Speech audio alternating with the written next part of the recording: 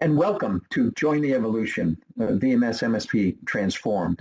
And while he talked to you about some of the communication features here, I want to just remind you the chat is there if you're having some audio challenges. That's a good place to reach out to somebody that's being monitored, and you can get some help there. But more importantly, we have a Q&A section, which is a great place to drop some questions, and we'll try to get to all the questions that we can. We do have some limited time here, but we will perform a follow-up if we don't get to those questions or some of the prep questions that were sent in before the event. So send us your cards, letters, and questions, and we're going to want to respond to all of them. Okay, so just a quick note about SIA. SIA, heart and soul of SIA, is a market research firm. We've published over 200 plus research reports and tools for our membership. And so it's where a lot of our information and opinions come from, but also have built a conference event system that basically people put annual conferences that we actually produce as something as part of a permanent part of their knowledge pipeline system. So there's probably some event that you have participated or really need to take a look at. We started as a magazine. We started as Staffing Industry Review some 26, 27 years ago, and then have just grown and built off of the knowledge that the marketplace is looking for. And then finally, we turned some of that best practices into professional certifications, one on contingent workforce program management, the other on focusing on SOW management spend. So take a look at that when you get an opportunity. This is a buyer webinar. And as a buyer webinar, basically, we have a very specific membership that is focused on buyers, on the clients in this marketplace. And so you can see this partial list of our council. We call this our CWS Council, CW Strategy Council. We have all kinds of interactions with these buyers that are here, all different kinds of things that are happening on a monthly basis, and trying to get to some unshakable facts in best practices of trying to help people actually move and evolve their contingent workforce program practice. Okay, our panel, and we are very, very fortunate to have two very, very experienced and senior executives in our marketplace here. First, Stephen Day, Chief Procurement Officer from Qatar, and then Yuel Martins, Chief Operating Officer from YunoJuno. And Steve, why don't you give us a little background on your experience and journey in this marketplace? Yeah, hi everybody. Steve speaking. Great to be able to join you this morning or this afternoon, wherever you may be. I work for Kantar. Kantar's a market research company. We used to be part of WPP until 2019, and from that point onwards, we've been owned by the private equity company Bain Capital. So for those of you that have been through the private equity journey, you'll understand why I've got grey hair. And what was great was to see that there were some suppliers on the list previously, and also some clients of Kantar's as well. As I say, we're a market research company going through a big transformation as we think how we're going to do research in the future, particularly with the plethora of tools and digital systems and processes that are out there today. And you can imagine how we're thoughtful about how we use talent that we need to bring into our business to help evolve and transform versus talent that we need to help us run the day-to-day business. So it's a great topic to talk about, and very pleased to have the opportunity to join you today. Yuel, why don't you give us a little understanding of your background and how you ended up as Chief Operating Officer for YunoJuno? Thank you, Stephen. So my name is João, and I am the CEO of YunoJuno. So my background is leading product and technology companies and looking at industries that have high potential for growth. So at YunoJuno, we are offering a product and technology powered freelancer management solution where we enable clients and workers globally to manage contingent workforce programs, and then to make sure that they are globally compliant, and that we can also pay and provide reporting and insights to the clients. Okay, excellent. So you can quickly see we have some really important executive perspective on this join the evolution of VMS and MSP transformed. So let's start off just high level and put a couple of facts and data on the table here in our thinking of this, and then get more specific. But what's continuing to be a long-term trend, and when I joined SIA, to answer this question, what is the percentage of non-employees in a typical large organization, 1,000 more full-time employees, that's our survey population. Basically, what percentage is non-employees of any kind of form? And basically, today it's 22%. Back in 2011, when I joined SIA, that was at 13%. And in 2 years, this population is talking about being almost a quarter of the entire organization. And 10 years down the way, and I've seen these forecasts a number of years ago, and we're continuing to be on track, 27%. So that's basically became a big, significant part of the contingent of a workforce organization talent, and it has to be managed a little bit differently than our traditional full-time approach.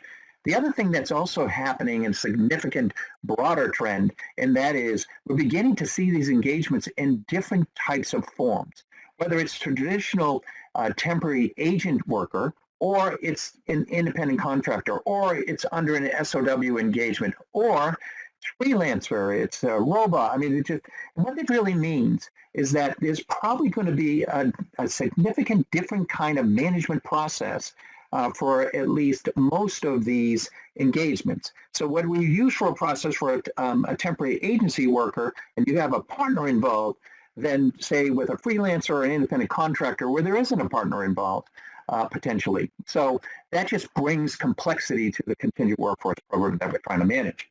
Now, let's drill specifically into putting some data on the table with regards to some of our recent landscape research. We always, around this time, release our landscape research report. We have some analysts that are spending a great deal of time right now going through that. So I was able to reach in and see what some of the most recent data is. So we're sharing some really up-to-date information on the evolution that's happening. So first, how's a marketplace using a VMS technology? You can see it's pretty significant, and it has flattened out at least for a couple of years from 2020 to at this particular point at about 80%, but that's pretty significant. And it's similar pretty much if you're talking Americas or EMEA. Okay, so there's been a real embracing of this kind of technology. Well, what's evolving around this use of this technology? And so what we're seeing is that VMS is becoming a significant part of the IT ecosystem of the organizations. And you can see that with the growing integrations with the ERP, with, say, direct sourcing technology, with internal systems, also with the new technologies that are emerging that manage IC engagements with the organization. So there's a lot of these, there's a technology stack that's really starting to emerge and solidify around the contingent workforce program. AI now is instrumental in driving decisions around timing, rates, locations. I mean, there's some really kind of innovative things. Why? Because the data is becoming available that the base systems are delivering, of what partners are delivering, and all of a sudden, with a pile of data, you can start doing some interesting things with it, and AI brings speed in making those decisions. What we're also seeing is some innovative solutions around organizational demands. Organizational demands, let's say, engaging temporary talent remotely. So what does that mean on onboarding and offboarding capabilities? There may be some high volume hiring. So as the organizational is changing, then so is the VMS technology that's enabling that management. And then finally, there's a greater emphasis, and this is probably key, and I'd love to hear what my panelists think about this, but on workforce integration, tying this growing, it's a growing, what's the 22% right now of the workforce. Well, guess what? The enabling technologies to manage that activity is also needs to be more integrated into the overall base technology and processes of the organization. And you can see where we have inventoried some activity here. But before I take another step, what's the reaction of our panelists to some of these trends that our research is starting to pop up? Steve, why don't you give us what you think of all this, especially from where you sit in your organization? Yeah, thank you. I think there's kind of three things that perhaps I can share with everybody. The first one is that I think the way that VMS systems integrate into solutions like Workday, which is the human resource capital management system, and then the procurement system that people use. Look, let's face it, that's pretty hit and miss today. And the consequence of that is that when you tell your internal stakeholders that they're going to be sourcing through a VMS, it's like a collective sigh of despair, because what they know is they've got to navigate through a whole tumble dryer of systems to try and figure out how they're going to onboard those people. So I think we're grappling with how we make all of those systems work in unison.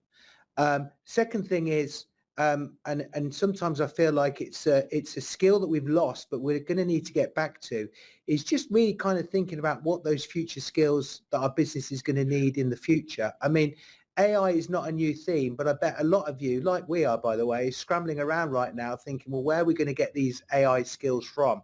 And what do those skills in the future look like? So that old-fashioned kind of demand planning, forecasting out what the capabilities are that you're going to need for your business, and then thinking about how you might source them. I think we've got to kind of relearn some of those skills. And then the final thing I'd remind everybody is it's all about the experience. And I know that what was very topical 2-3 years ago was the Great Resignation. You don't hear that theme heard about so much, but I think we can all agree that there's still not an abundance of employees out there.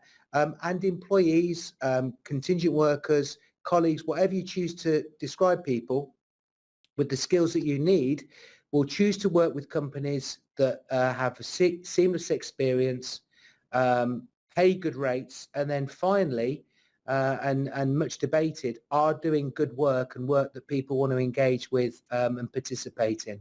So they would be my thoughts. Okay. Joelle, what's your thoughts from the vendor perspective and your background in working with different kinds of technology organizations? What's your reaction to some of this evolution going into the VMS landscape? Oh, I think we're missing Joelle. All right, we'll come back to him. It looks like we might have a small technical problem, but Steve and I, the two Steves, will carry the day here, and we'll rally back to him. So let's actually, I think I was really kind of interested in your, some of the traditional block and tackling that needs to take place, like the resourcing of talent that can help you execute some of this evolution. It can't be overstated. We still have 3 million jobs across the business markets globally that go begging for talent. That's one of the things that we've recently inventoried in some research that we were able to conduct. And as a consequence, what I'm seeing, Steve, to this point, is what Gartner Group, that technology research company, actually, I think it's Gartner now. I spent some time there when it was Gartner Group. But they're talking about citizen developers. And so you have a financial analyst that's great at their job, but then they're able to use Automate Anywhere or UiPath to actually automate some of the redundant and repeatable processes that they see around them. And so people are using some really innovative approaches in trying to meet that resourcing challenge that you're talking about. Okay. Joelle, are you back with us? Yes, I am back with you. I think I was downgraded to a participant while you were asking the question. Okay. So you had some technical issues there. Well, at least we didn't completely lose you. And so here's the question we were posing. When you see these trends, what's your reaction to some of this? Do you see this going on yourself, and what could you add to this? Give us a reaction to this. Yeah, so I think on the VMS landscape trends, I can agree that all of these areas are investment areas for the future and the evolution of the landscape.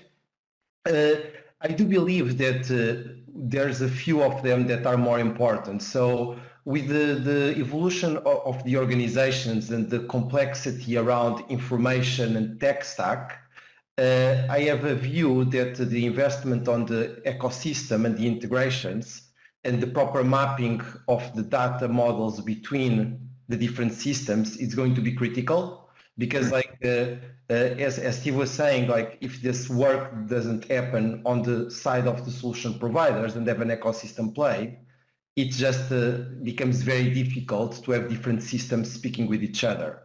And then on a second point, I do like AI, it's kind of a buzzword these days, like it means multiple things for different people. I think and this is more forward-looking and future-proofing, like first time we have like language models that can actually process with the existing technology large textual information.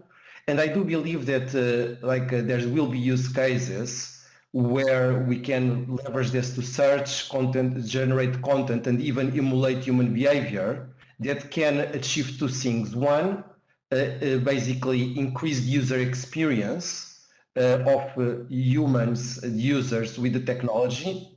And then the second one, I do believe that it's going to have a big impact on automation and even providing rapid insights and augmented analytics. So these are like this is my reaction when I look at this ones in more from a future-proofing perspective. Yeah, I'm building a new slide already on talking about resourcing, data mapping, and overall integration management, because those are very, and as you're talking about, those are critical to making all this evolution work. That's what I'm seeing. Some good insight from the both of you on, that's fine, but here's some of the basic block and tackling to actually deliver the promise of some of this evolution that might be happening. Let's take a look at the MSP side, and then I want to get your reactions to this.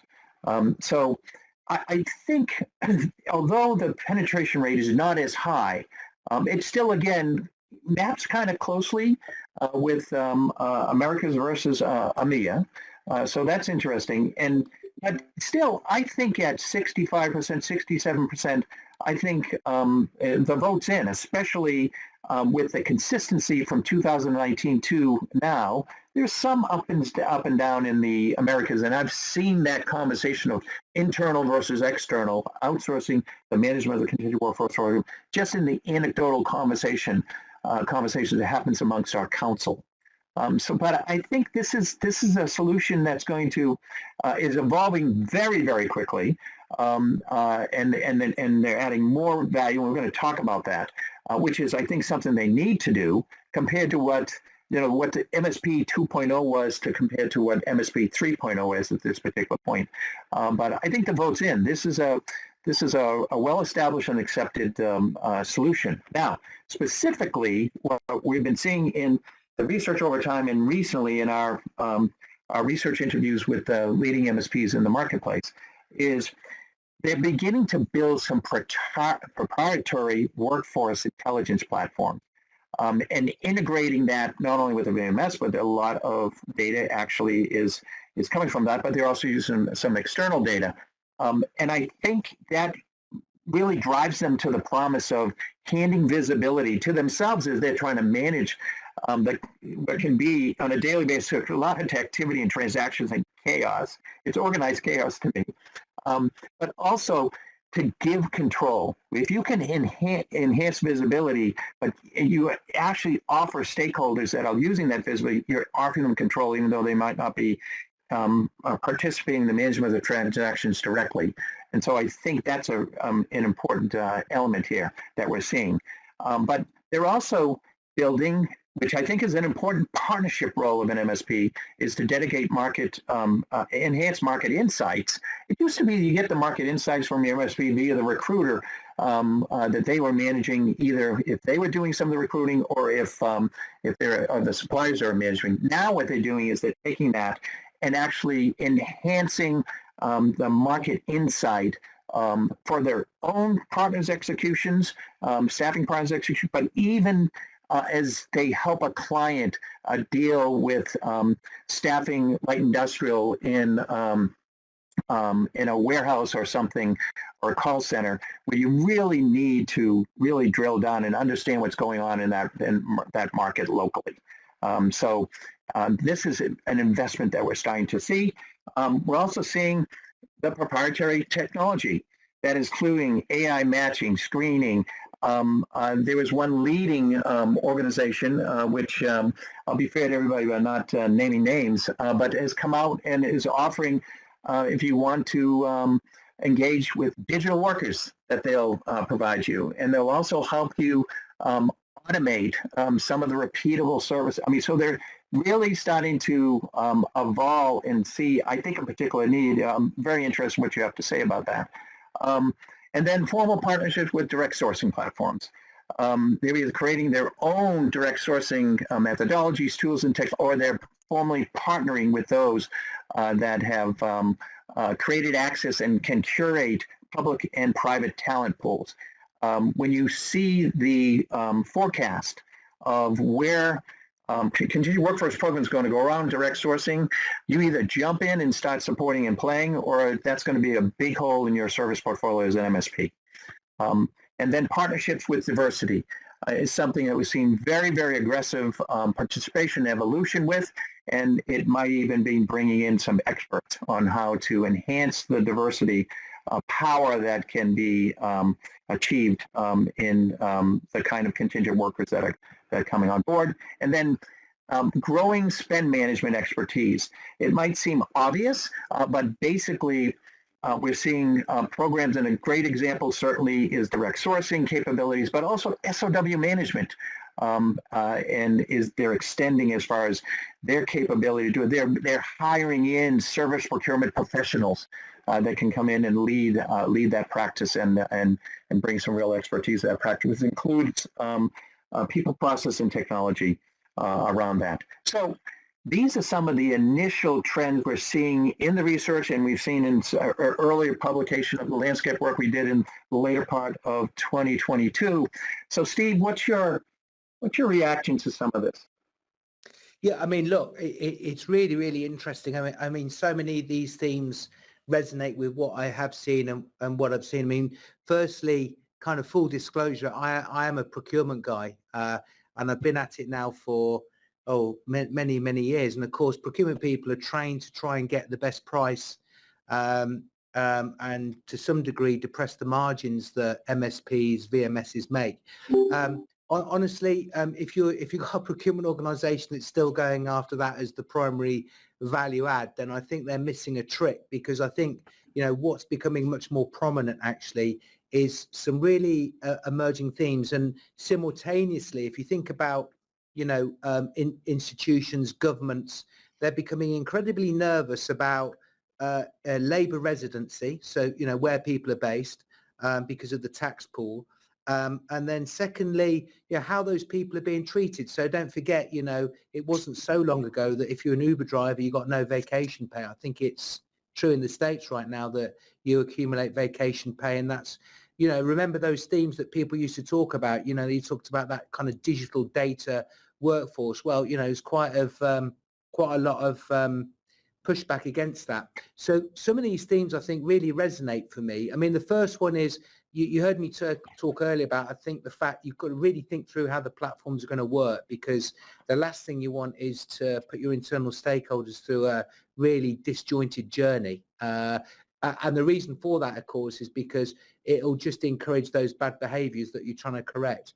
But the second thing is, lots of businesses, whether they're full-time employees, contingent workers, or through VMS, we want to know who they are. We want to know what kind of probity they've been through, what kind of assessments. We want to know about their employment records and where their jurisdictions are and all those kind of things. These are incredibly important themes that are really being amplified by non-profit and government organisations as well. And then the final point is, and it's something I feel very passionate about. I think MSPs and VMS platforms, they've really got to be able to help companies like Kantar think about its diversity challenge, because where it goes wrong is that the platforms are used merely as just a onboarding your friend or friend and family. I'm sure that's not the right phrase to use, as opposed to actually being quite thoughtful about, well, what's the talent I need, and then relying on these platforms to go and find that talent for you in a way that reduces any inherent bias in the systems and things like that. So that's why I come to spend management last. Yeah, that's super important. Everybody wants to know where their dollars are, but I don't think these platforms going forward are necessarily there to squeeze every nickel and dime out of the margins that people are making. There are more important things that we need to go after. Yes, and especially when you think about some of these other forms of engagement, like SOW, for instance, when we do ongoing research review around QECR, quality, effectiveness, cost, or risk, when we talk to an engagement manager, cost comes up last. It's like, look, I'm buying a change here. I'm buying a result. If I get that result, I'm going to be able to save all the money I need to for my organization. I'm going to be able to transform what I'm doing in this function, this kind of stuff. So, catch up with what I'm trying to execute here, instead of just trying to squeeze every single margin point out of the provider.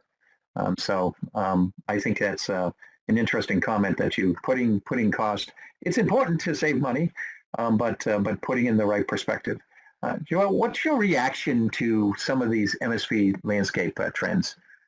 So I think I really resonate with what Steve is saying, because I do believe that it's no longer a race to the bottom in terms of pricing, but it's more what value do the MSPs actually brings to the table as a partner.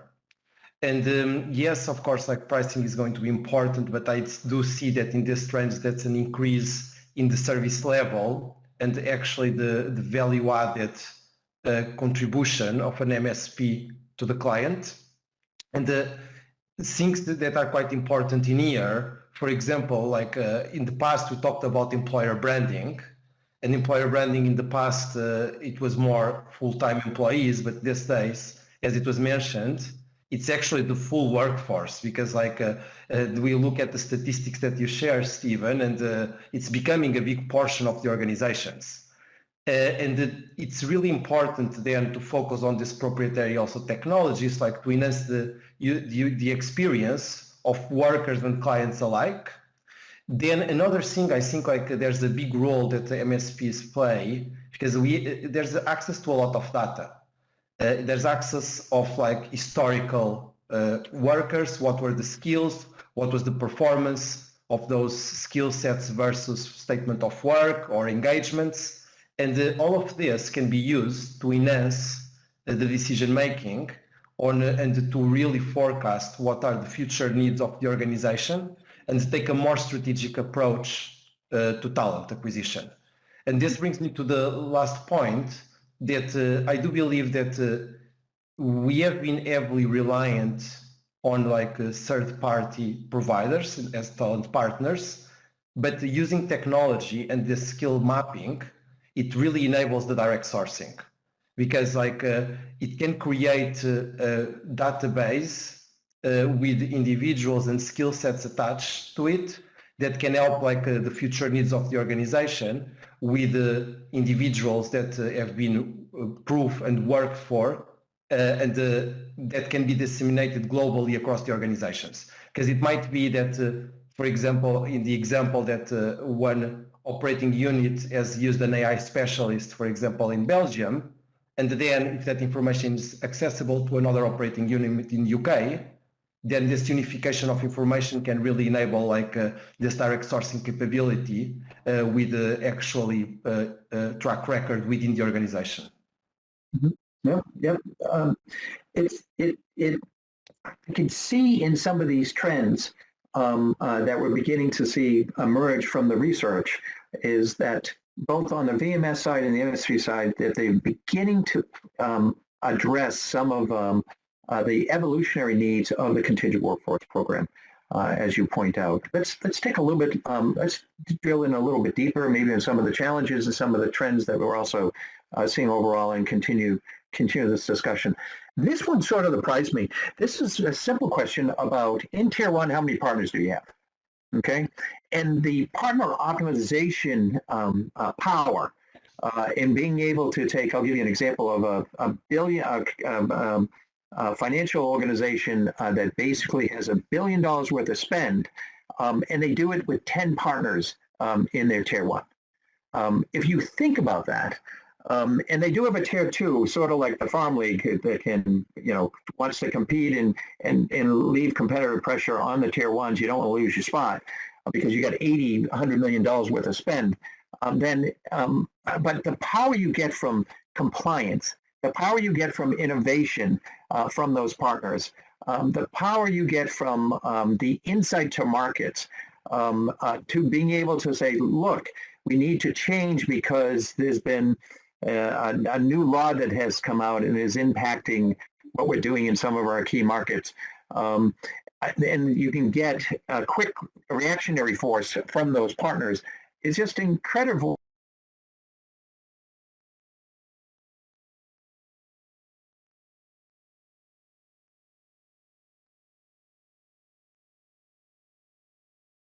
Well, whilst we're waiting, why don't I ask you a question, Joel, and we'll see how we can do it without Stephen. Sure, let's go for it. Yeah, so what's your thought on the relationship between Tier 1 and Tier 2? Because it's I always find it a bit of a challenge, because there's always those real specialists that you're never going to spend a lot of money with, but they get lost. And, it always feels like a bit of a challenge trying to optimize it, but at the same time, make sure you don't end up with the smaller pool that doesn't give you resources you need. Yes, so I think there it depends on the use case, because if often if you want to optimize also for diversity, and if the talent pool it's going to be quite small, I would normally recommend then to seek that diversity. Now, I think what's important is bringing that visibility and having the technology to allow to be making better and more educated decisions there. Yeah. Because what I believe that often happens is that if there's not a good technology powering the directory to track your known workers, you then don't harness the potential globally. Because it might be that if there's not unification, the pool is, for example, 2 or 3, but then if the whole organization shares that globally, then that 2 or 3 actually might be 60 or 70. Yeah, thank you. Well, we were ad-libbing, Stephen, so back to you. It sounds like you're having a discussion I wanted to create here, so maybe I'll just step back and let you guys just carry on. Anyways, I was just surprised by this data because I thought we'd have made more progress in the optimization strategies that people put in place. This is a mere than a U.S. perspective. So that's one thing I think that maybe the technologies, maybe the MSP solutions, the program management that we have out there helping our programs can focus and accelerate that. Another challenge that we're seeing here in some of the overall data is the NPS scores for MSP and VMS. And I think you have to be very careful. They've always been negative consistently. So this isn't just something that just happened. It was a surprise. But I think there's some structural problems where there's a disconnect in the wants and needs of the clients, of the VMS and MSPs. For instance, maybe this isn't the majority opinion, but from my analyst perspective, I think that MSPs are underfunded. I think that's part of the problem. But I think it's something, there's an opportunity here to change. There's an opportunity here to not just evolve, but revolutionize the kind of value that actually meets and aligns with the wants and needs of the clients. And I think we started to see, when you can see some of the trends that we're seeing, you can see that there's a possibility that we're starting to add more insight, starting to add more knowledge, starting to automate around that QECR performance methodology that we talk about. And so this is not a good place for us to be as an industry, but I think there's possibilities of changing this. And then what's interesting is... Stephen, yes. may I just quickly make a point? I mean, so it's the most negative is minus 67, correct? And then, yes, yeah, for that, for a recruitment process outsourcing, which I used to sell. Yeah. I mean, I don't know about what you guys see on LinkedIn, but I my heart goes out to people that are in this horrible virtual I mean, we talk about automation and AI as a foundation and a positive transformation. Let me tell you, the feedback I see is that it's dehumanizing the recruitment process. It seems to be sucking in an army of CVs and no one ever hears anything back, and it's really dehumanized the process. So, the good news is MSP is actually scoring comparatively better than some of the other things like talent platforms. I mean, to be honest with you, there never has been a phrase more poorly used, I think, when you listen to some of the heartbreaking stories of people on LinkedIn trying to secure a role and going through these platforms that never give them any feedback. So I think it's a bit of a reminder to everybody, if I may, that, behind these processes and systems that we describe are people. Yeah. And that's one of the things, at least when I was selling RPO, we really talked about trying to be very, very careful when we were communicating with candidates and then letting them know, giving them some advice of, look, you didn't get this job, but here's how you might be improved. We try to be careful of and try to have that as important value, but maybe in these more automation of this, it gets a little more sterile and not very satisfactory for those that participate. It's a good point. All right. So this is Steve, just to add on this point in here, I think that this is where the proprietary technologies and a focus on product and tech, almost like looking at this almost from a consumer perspective, right? Not only just as a B2B, because people today are used to Amazon Prime, so like a next day delivery. They are used to using Apple products, and the seamless and the user experience is paramount. So, for example, at YunoJuno, I speak because we are on the core a product and technology company. We do have for example, positive NPS around 40, and the reason it's really on the seamless experience and also having a human approach. So we do automate a lot of things, but then we kind of try from a worker experience and the hiring manager client experience to be spot on. And even on processes like compliance, we try to build everything with guided flows so that the things are almost intuitive.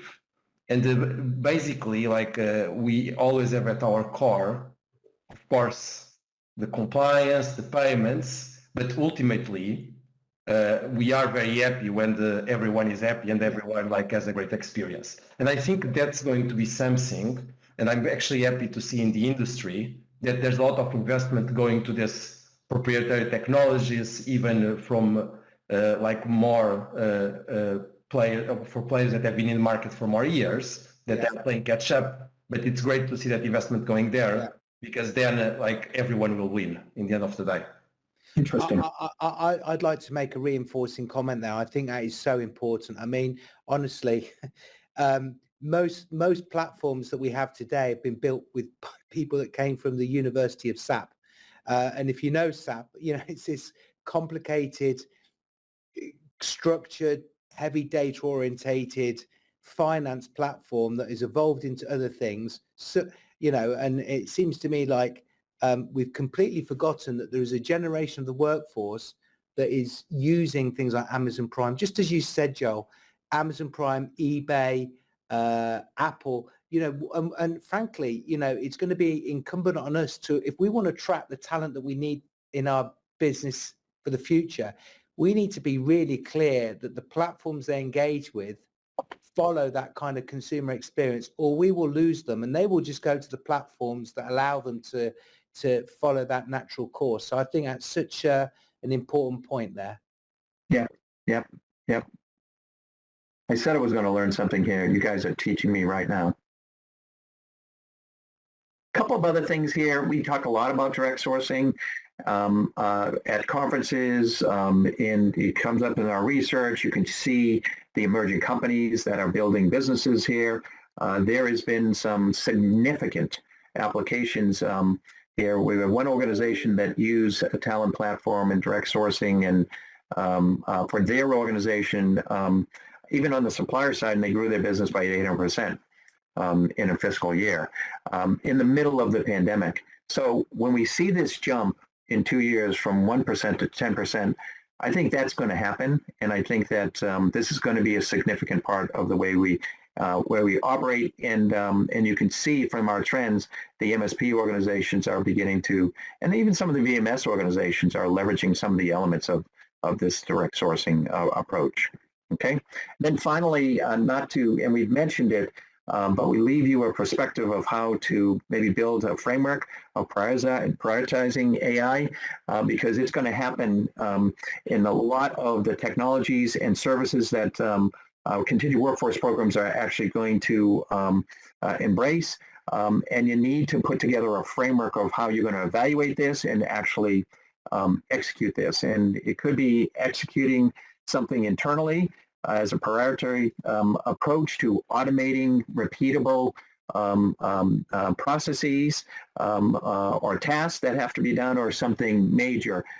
Maybe Joel will actually bring in more AI and some of the technologies he's bringing to the marketplace. But we have to understand, like anything else, as Steve would say, what's the value? How is it going to impact? And get some homework around it, and then decide to pay for that value or not. I wanted to just stop here for a second before we get into maybe some best practices of how to try to manage this evolution. But is there any, what do you think is probably going to be the maybe most, one or two impactful trends? We shared some of them. You shared some of what you're seeing in the marketplace. What do you think is really something we want to have pay close attention to? And Steve, why don't we start with you? Okay. Well, I'm going to sound counterintuitive now. So I don't think AI is going to be as big as people think initially. I think we're in the, you referenced Gartner. For the folks on the call, you might know Gartner have a bit of a curve, and we're definitely in the hyper curve at the moment. And goodness me, I mean, you're seeing an awful lot of people talk very expansively about AI investment. I think when those costs finally hit their business, they might suddenly have a bit of indigestion, because I'm not really seeing the user cases coming at this point in time in terms of how it's going to really strengthen and improve the business. So actually, one of the trends I think we might see is that things might slow down a little bit in that department, and we might begin to start seeing a bit more rational discussion about how it's going to help us move things along. And I remind everybody, there's a lot of concern right now about whether the AI just kind of reinforces some of those issues of diversity and inclusion that we've been trying to tackle for the past couple of years. So I think there's a big health warning there. And then secondly, just to reinforce a point I've already made, again, as unfashionable as it sounds, that old-fashioned process of just being thoughtful about what are the skills and capabilities we're going to need in the future for our businesses, and getting back to that, and then thinking about how we're going to source that talent. I think we kind of sometimes feels like we've leapfrogged some of the basics that we know only too well and gone straight to optimization vehicles without reminding ourselves what we need in our business. Yep, it's interesting. Treat this evolution as that and not a revolution. And then I think you're referring to the assimilation curve. That basically there's a lot of hype, a lot of excitement. Maybe that's what we're seeing in the drag numbers that we see in direct sourcing. We're going through the hype now. People are going to figure out in the use cases where it makes sense. They're going to put it through their ROI models, and then they're going to stop making some rational decisions on. That's great, but this is what our organization can consume and embrace. It'll enhance what we're doing. That enhancement will be significant, but it'll be in a controlled manner. Yeah. Joel, what are you seeing out there? So I think like the process automation of repetitive tasks, it's going to continue because that's like known technology, and it actually releases time from people to focus on more value-added tasks. I agree with the AI that there's going to be now a hype, and there's going to be testing, and probably what's going to be commercial and even like from consumer facing will be coming a few months, if not years ahead. Now, I do believe that the MSP proprietary tech around enhancing user experience, and this can be like revolution or improvement, it's going to be like a source of innovation, more like to reverse those kind of scores and improving like the worker and client experience. And the other big one that I think it's quite important is workforce and market intelligence on platforms, because I think this will actually provide a lot of value by enabling organizations to have predictive capabilities of future workforce needs, optimize like resource allocation, and move to almost like what we are seeing in terms of trends, organizational mapping of skills. Because like we have been talking in the past a lot about job specs, and we see a market movement moving away from job specs to skill-based roles, even for employees. And I think like even like contractors are on the forefront of this because they have always been like hired for skills. And I think like the VMS and the MSPs can play a key role in here on helping organizations moving from like a job role base to a skill set based organization based on outcomes. Okay, excellent, excellent. All right, so what I wanted to do was just make sure we spent a moment on how should we be managing this evolution. Steve has already given us some insight, and maybe, Steve, that's going to be the points that you'd like to reinforce. As we were thinking about it, you're clearly going to have to beef up your knowledge pipeline. As a leader or participant in contingent workforce program management, there's going to be so many options coming at you that you have to have a strong strategy. And then from that platform, I think, to be able to fit in, okay, this is going to work for what I'm trying to accomplish. But also using quality, efficiency, cost, and risk evaluations around a particular new way of doing things is a very, very important performance management. The other thing is maybe there needs to be a reimagination of the contingent workforce program strategies. Part of that is driven externally with IR35 and ABC laws in the US just around independent contractor compliance and other kinds of pay transparency and other kinds of things that we see emerging in the marketplace as far as this is the way we're allowed to operate as a business with this non-employee talent. But so maybe we have to make sure that our strategies and our missions to our programs can fit in the landscape that we operate in. But be assertive in leveraging AI and automation opportunities today, although Steve has already very carefully cautioned us to be careful how we actually address that. Let's not get caught up with the hype. Maybe I did a little bit with this bullet as I wrote this out. I think there are some things to take advantage of today, but bring some care with that. Don't get caught. Don't be one of the lead experimental folks out there and learning all kinds of stuff that can go right and go bad. But be careful. And then, of course, leverage partnerships to accelerate adoption of these evolutionary trends and enhance your contingent workforce competitive advantage. Any thoughts, and I'm going to start with Joel about any thoughts of how to actually, and especially from your executive roles, how to manage this, because you're going to have a lot of excited and members of your team that actually want to dive all in. How do you approach this? So I think like on the new technologies, I think like from our side, like as a product and tech company, we need really like to look at this from actually the use cases and see what the value that brings and actually what's the effort. And I think we do need to investigate this new technology, but also we need to have the care to understand how is the adoption and actually how feasible it is and what are other considerations. Because I do believe that certain things, they do still require a human element. Now, what I also say that we should be careful is particularly with AI, that we don't confuse, for example, things that are well known and that drive efficiencies and actually release time and reinforcing this point for more value-added activities versus fully automation of processes that might have a very negative impact on worker and client experience. So one of the things that I always caution is whenever we try from a new technology point of view to make an improvement, also to look at the other side, because sometimes, and the majority of times, there's something that will be impacted. And if that impact involves user and client and hiring managers' experiences, then we need to drive with care.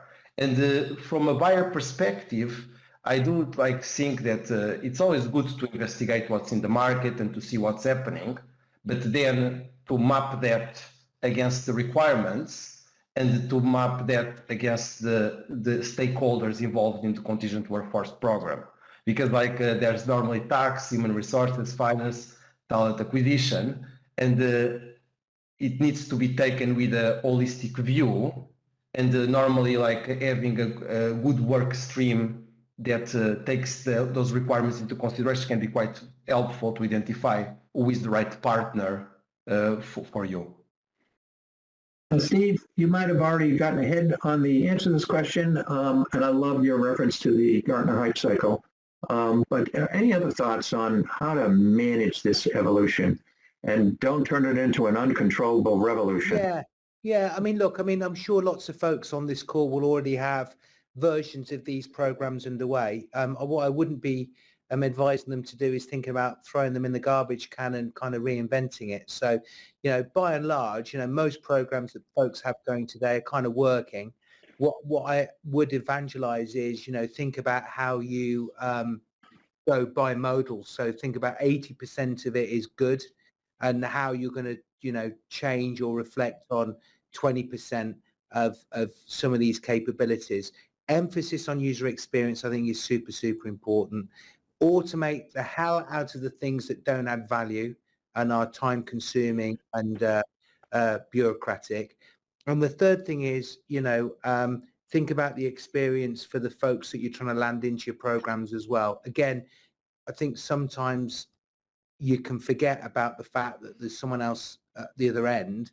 And in a world where, may I say, there continues to be lots of capacity shortages with some very, very important emerging skills, it's incumbent on us all to think about how we're going to attract those people into the business. Because let me tell you, they're not necessarily all looking for the best rates. Sometimes they're looking for the best experience, the most interesting type of work, and they're wanting to align their own values with the values of the organization they could be working with. Mm-hmm. Mm-hmm. You brought up, there's a question here that talked about, are there new roles that we need to bring into the contingent workforce program to help us manage this enhanced technology staff? Do we need our own, technical resource expert to actually drive the things we want to do as far as enhancing the innovation that the program can embrace?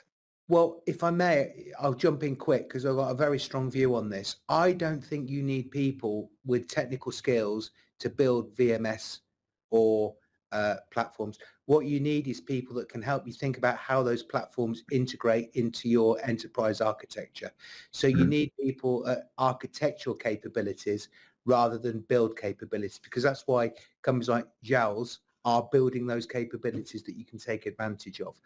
The skills you should be investing in is the user experience, both on the buy side and the supply side.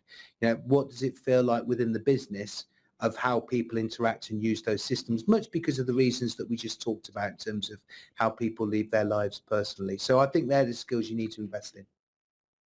Okay, excellent. And I'll leave the last comment for Joel. What's either on that or anything else that you think is important for people to excel through this evolution that we see happening in front of us? So I think the last point, just as a closing point, I do believe that it's that I would always recommend to run pilots and to like particularly like if it's with new technologies and with new partners to actually to experiment it and constrain the experiment to a few businesses and always like have like a very good set of criteria in terms of what's the value that you want to generate, what's like the performance metrics, for example, time to hire, customer satisfaction, worker satisfaction, compliance, that you really understand those and then try different things. And then if it works, scale it. If it doesn't work, then you can limit the impact. Interesting. And I think some great advice and really powerful perspective from the both of you. There was so much to talk about here in this evolution and what our analysts are seeing and the research reports they're trying to pull together. But you really cut through, the both of you, on a couple of key things that I'm going to remember and remember to talk about in any of the advice that I'm giving with regards to this evolution that's happening in front of us. Thank you, YunoJuno, for allowing us to have this opportunity and connecting us with Steve and having two very senior executives as part of our panel discussion today. And I thank each one of you individually for carving out this time to be with us. There are other resources that you can leverage here. Some of them you can get access as a member, but if you go up on the 3.0 session, there's a lot of opinion that's going on there that touches on a lot of these issues. And of course, our MSP Global Landscape Research and our VMS Landscape Research is accessible through our membership. Also, we take a lot of this best practices ideas and we pour it into the CCWP class certification. So that's another way. There's many different ways of being able to access some of this insight, market insight we're developing here at SIA. So that might be also an option. And then, of course, participating in some of our summits. The European Summit is the next big buyer summit that's coming up in May. So I love my trip to London and being able to interact with folks like Joel and Steve at that conference. So please think about joining us there. So thank you very much for being able to spend this time with you. I think we have used up every second, and it sounded like we could probably have this chat for another couple more hours, but we'll leave it here at now. And thank you, everybody, for being part of this webinar.